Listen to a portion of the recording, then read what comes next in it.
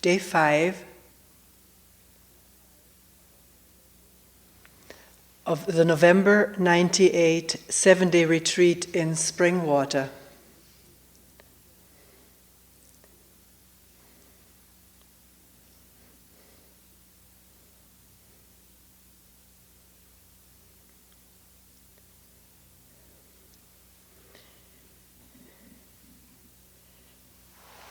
In a night group meeting a few days ago,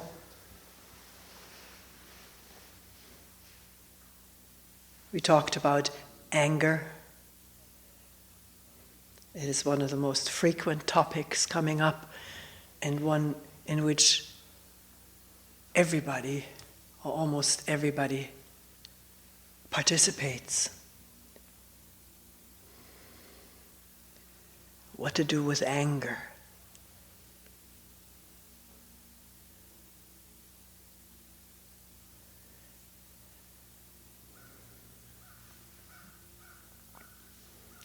Also, someone mentioned in a meeting, that was a different one, a private meeting. Let me say this, I didn't say it at the beginning of the retreat, that the talks in a retreat are fueled by what people say in meetings, the questions, the problems.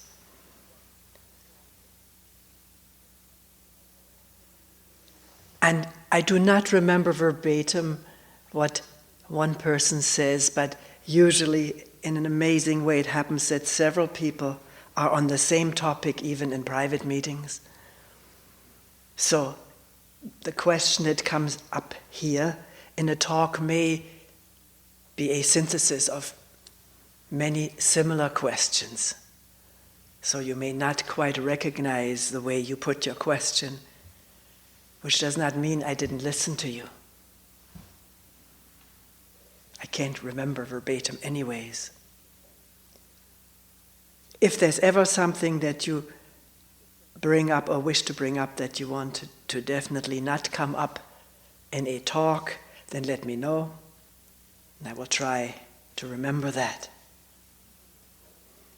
So, someone brought up feeling so much energy in a sitting, and actually this energy was coming mostly from feeling angry about the sitting, about as thought was running, about wasting so much time here where there was so much to do at home, and how at home one is so careful in allotting one's time so as not to waste it. And what happens here? Just sitting. This was several days ago. The person may feel different. There is some sympathetic laughing. Yeah. So then the questioner went on, what do I do with this energy? I feel like screaming. Is it all right to scream? I don't know whether I even answered it, but I'll answer it right now. I don't think most people would appreciate screams. We're all very sensitive to anything but the wind. The wind is all right if it rages, rattles the shingles and so forth. But sounds emanating from participants are disturbing. And I had said in the opening talk, it's all right to cry. So it's a very justified question. Is it all right to scream? So I think I've answered it. But I've answered on other occasions that if one really needs to scream and will find oneself a deep gorge where one can express this stuff, if one feels one has to express it. Ravine. By gorge, I mean a ravine. One may scare the deer and the hunters. I don't want to make fun of it, though. It's a very good question, what to do with this energy. And the response that came immediately was, let that energy be awareness, because awareness is energy.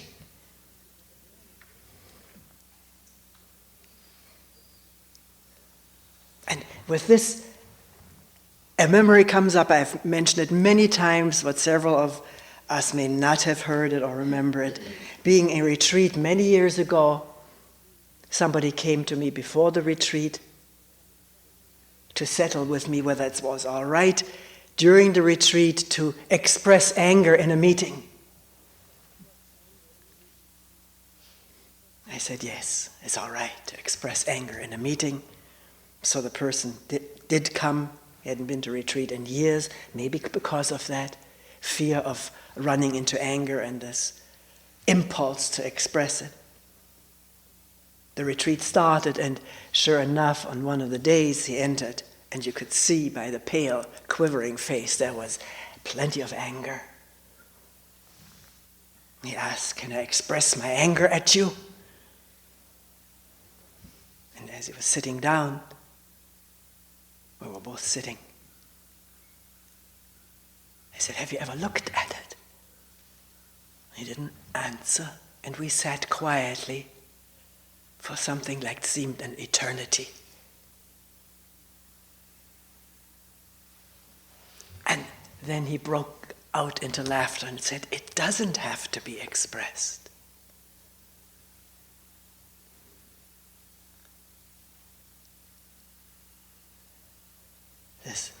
It's like a miracle, the transformation of the impulse to get something, to do something, to release something, into looking, awareing.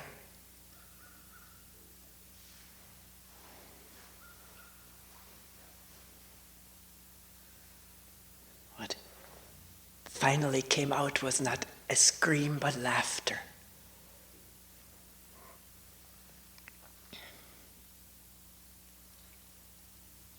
So this whole question, should anger be expressed, and it pervades our psychological thinking, although that also changes with the years and decades.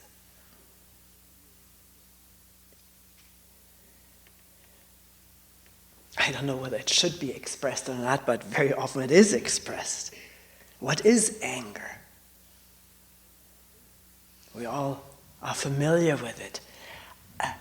Are we going beyond the question, what should I do with it, and I should feel it? And of course, there's plenty to feel in this mobilized body. All over, anger expresses itself throughout the body.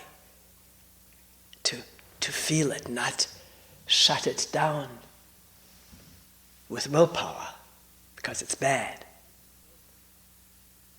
To experience it, but also, are we interested in tracing it? Why do we get angry? Not just when anger is there, how do I deal with it, and how do I feel it, or express it, or transform it? No, why do we get angry time and time again? What's at the base of it? Can that be irradiated with attention?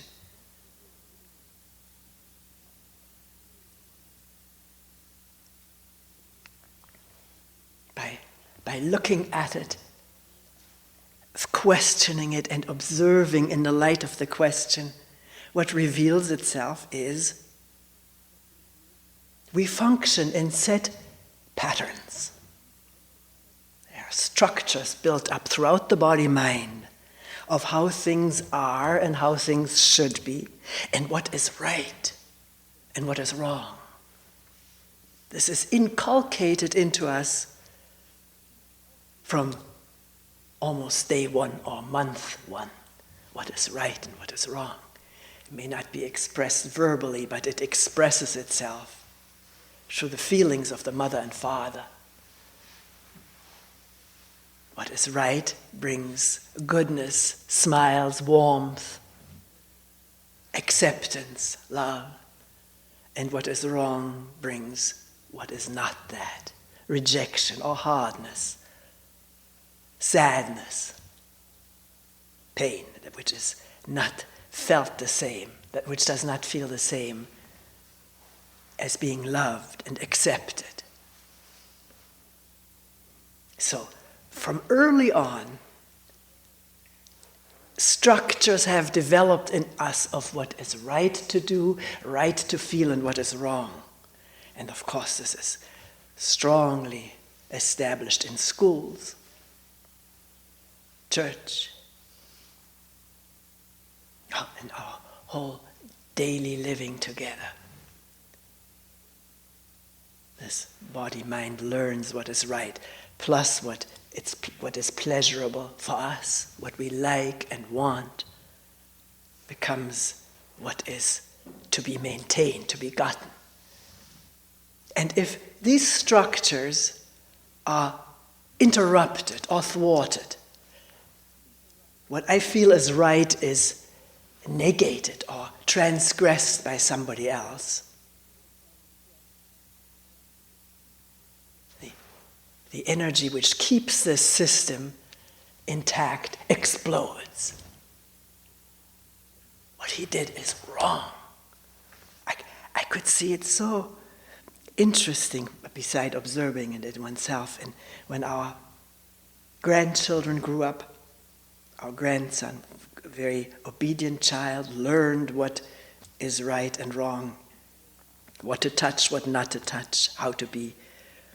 When 6 years later, a sister came along, and she would do things, sooner or later, that he had learned not to do. He would get angry at her, furious at the same things that he used to do himself, and so it is for all of us.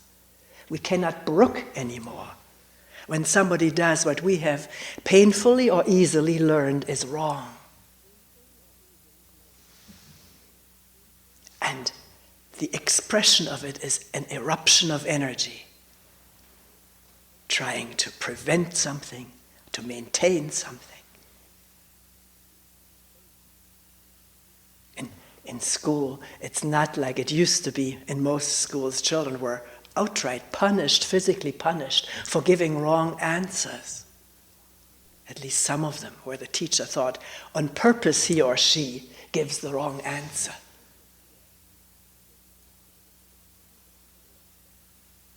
So, saying something wrong, being quote-unquote stupid, is something that provokes anger in us. It's an amazing phenomenon I've been wondering about and observing for a long time.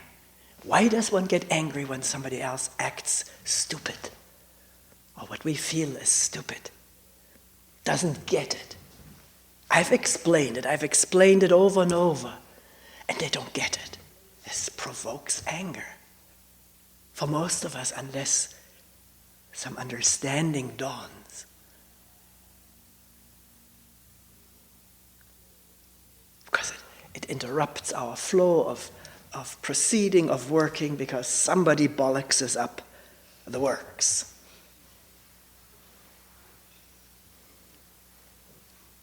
We shout, we yell, scold the person.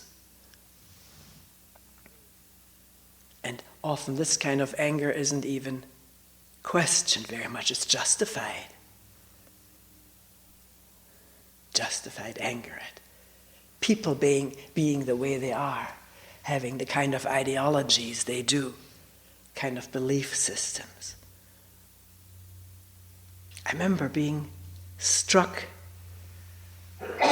at the Zen Center when we would talk about when the teacher would talk about the precepts, which happened at least once a year. The precepts were taken and the precepts were talked about, gone into. One of the Buddhist precepts is vowing not to become angry. I already was a little bit at dis-ease with taking a precept like this, which could make one angry at oneself for having become angry after one took the precept, and so all these complications. But what the teacher said was, there are some angers which are righteous angers, justified angers. I wondered about that, whether there is any anger that can be labeled righteous versus another anger which is not righteous. I mean, what is anger? This was the interest. To trace it to its very foundation. Why do we get angry? And added to this in recent years is the question, all right, there was an eruption, somebody did something which was not according to my structured ways, energy being disrupted, thwarted, and explosion. In words, verbally, or whatever way, however it expresses itself. But why do we keep being angry? What maintains the anger after the explosion has happened? And if a question like this is asked, there's interesting processes to be observed. Because the question already assumes it doesn't have to continue. We may feel this is what anger is. It's a process. It needs to go on. Because all of the chemicals and neural connections with the body that have been aroused. But I found that they come to peace very quickly after an upheaval of anger and explosion. If nothing maintains this anger, and of course what is found to maintain it every time is storyline. Picturing this whole thing, reflecting upon ourselves as victims, sufferers, other people doing this to us, the other people not knowing what is right, what's the right way of working. And these thoughts have an incendiary quality to keep the anger exploding time and time again, inwardly or outwardly.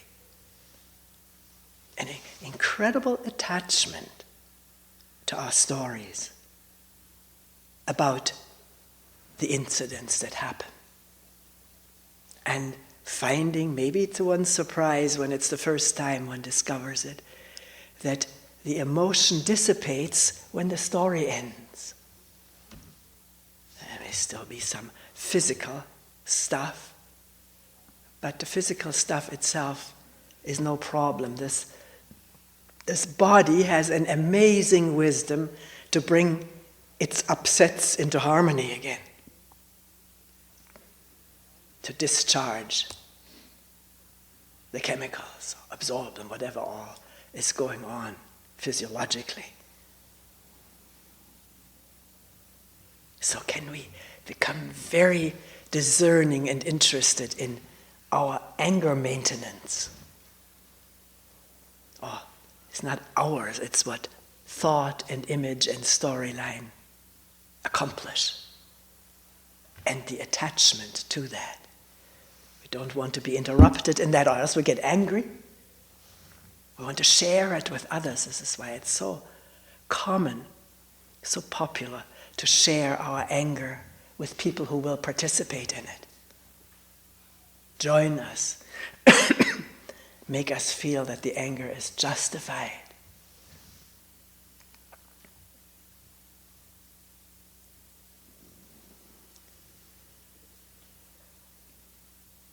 Now, I can hear thoughts rumbling. Aren't there situations in which we ought to stand up and be angry, being humiliated, exploited, abused?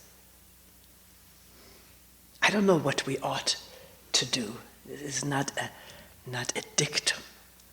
What happens when we are exploited or abused or humiliated, made fun of? We have no means, we have never learned to really deeply deal with this stuff.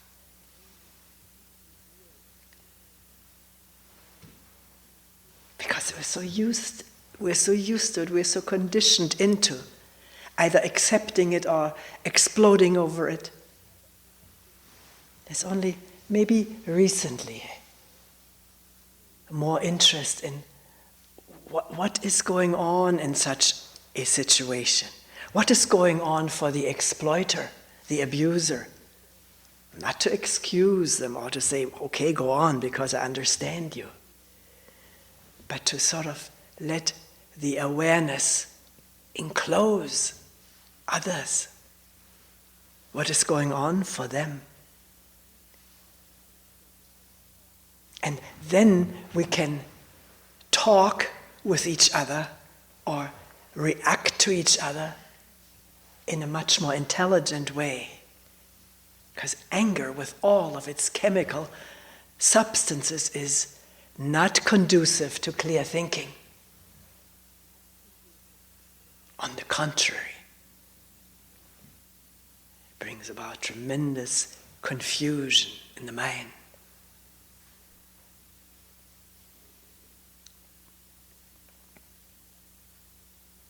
So to leave a situation which is impossible to continue doesn't need a lot of angry explosions. They may happen. It needs clear thinking of what is going on for us and the others. And out of that clear thinking, the energy to act in a clear way, which is so difficult for us, because we're so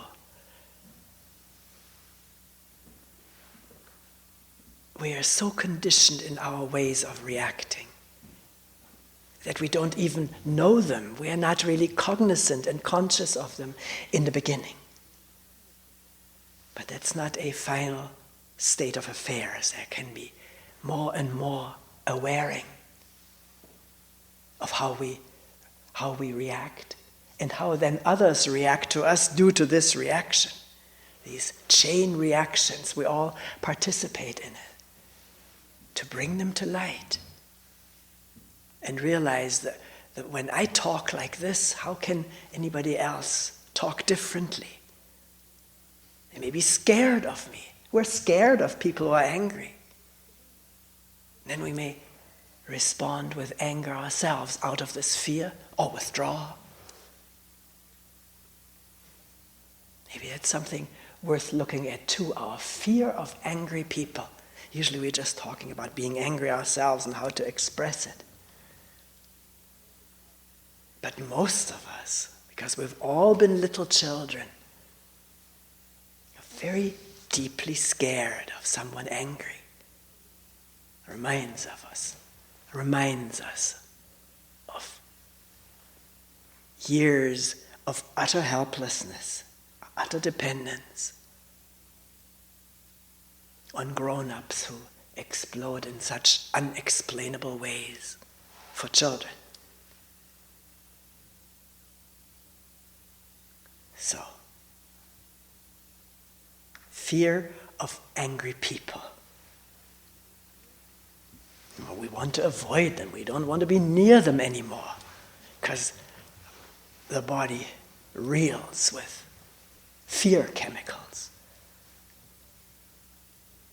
What will happen to us? It's not all spelled out. We just don't want to go near an angry person anymore.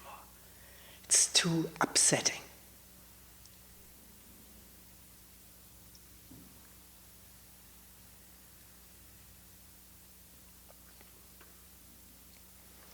So turning it around again, can we question when we're angry and expressing our anger that whether we are scaring other people with that?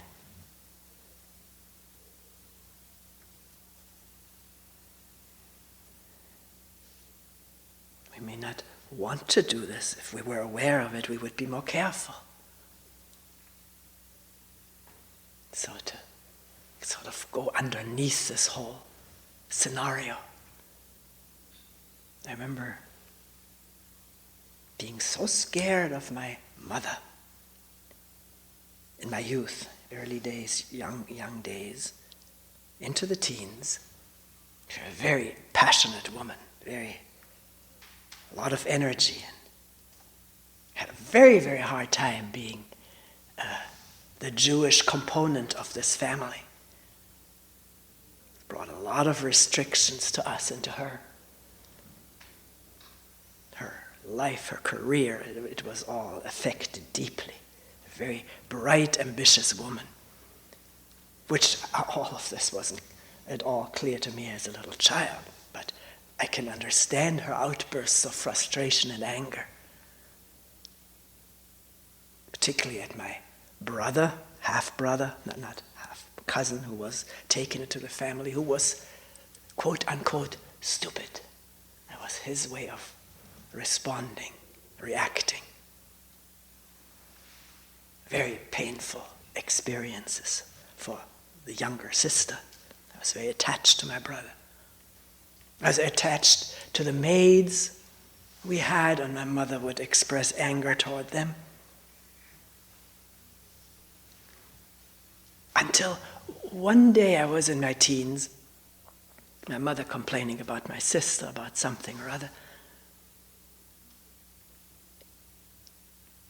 I don't know what the occasion was. I told her that I was angry, afraid of her anger all my life. It took a lot to be able to say that. It wasn't a fit of courage, it's just that the situation brought it out.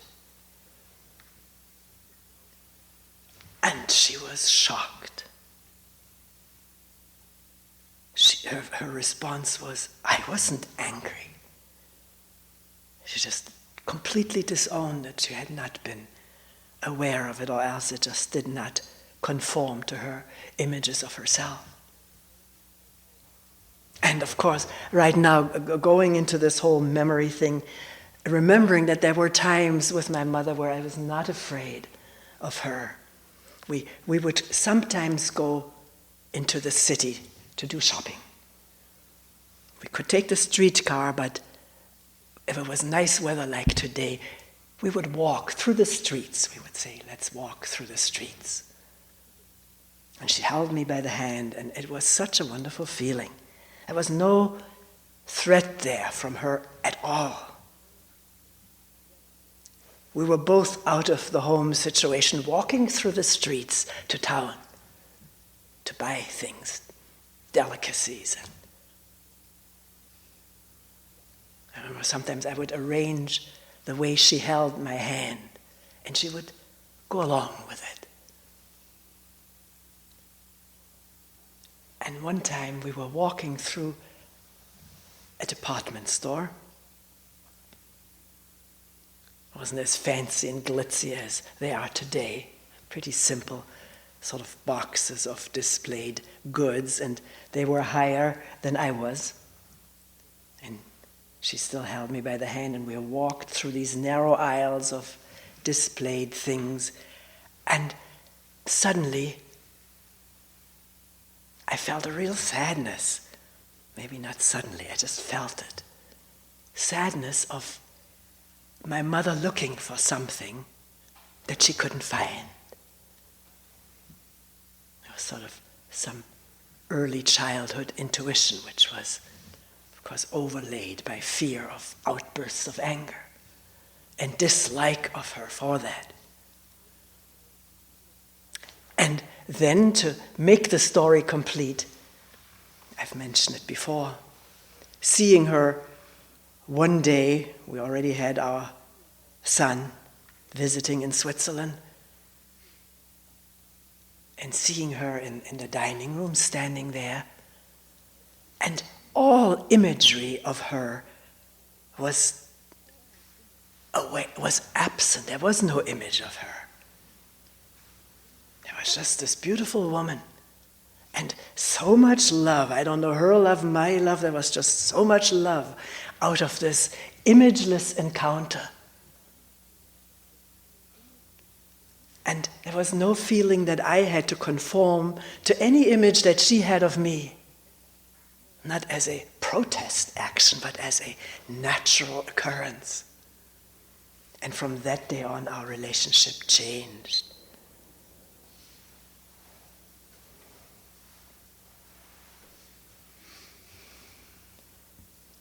So,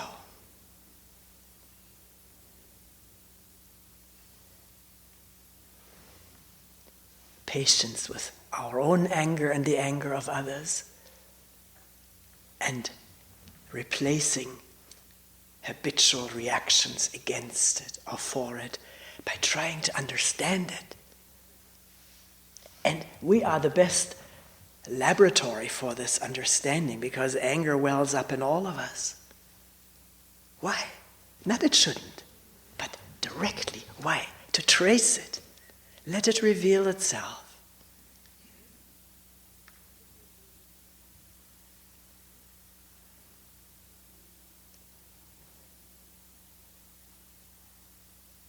It reveals itself here and there in both of us.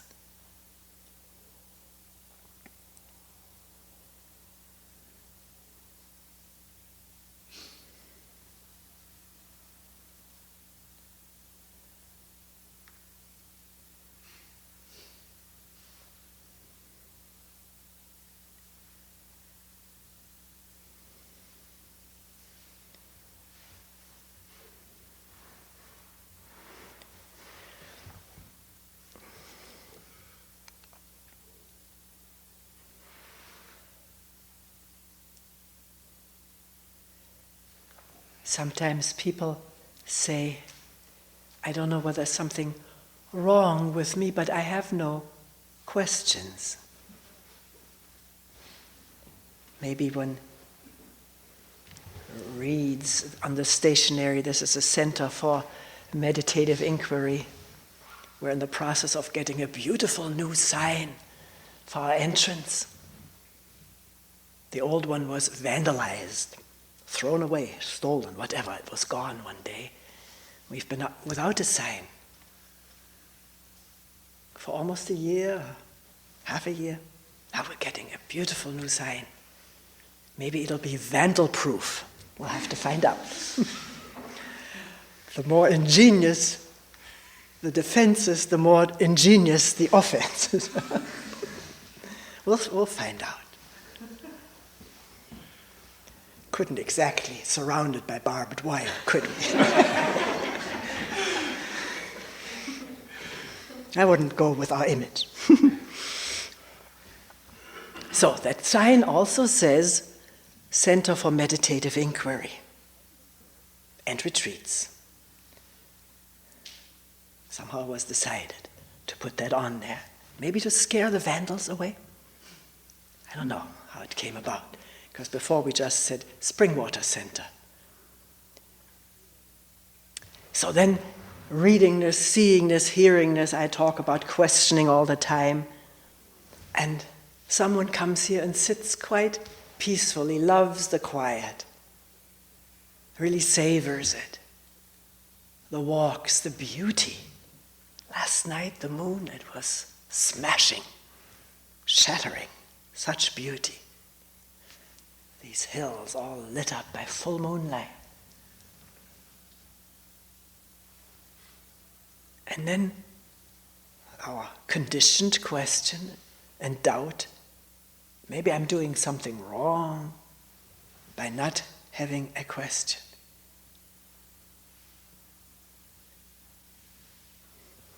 Well, there's nothing right or wrong. If you come to listen to talks, there'll be all kinds of questions raised. And maybe one will fit one's condition. Actually, I said to one person who mentioned this, sitting quietly and savoring the beauty of it, is there somebody who is savoring it?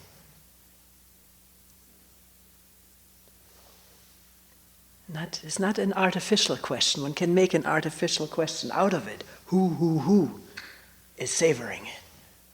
But it can be a genuine question. Because it's not just savoring, there goes more with it if one begins to look. I want to keep it.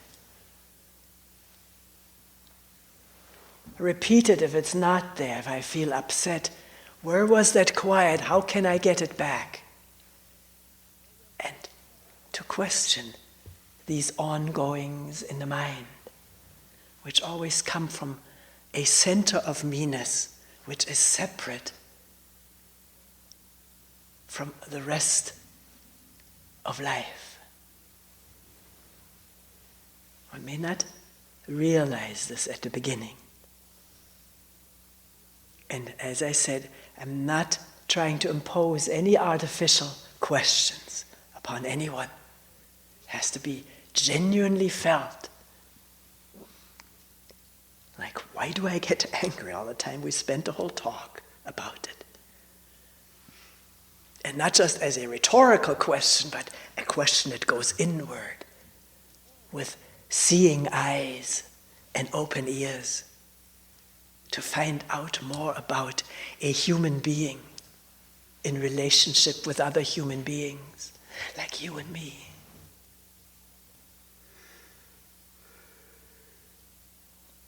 What are we like, really? Not just in image, but actually, from moment to moment, to be in touch with it.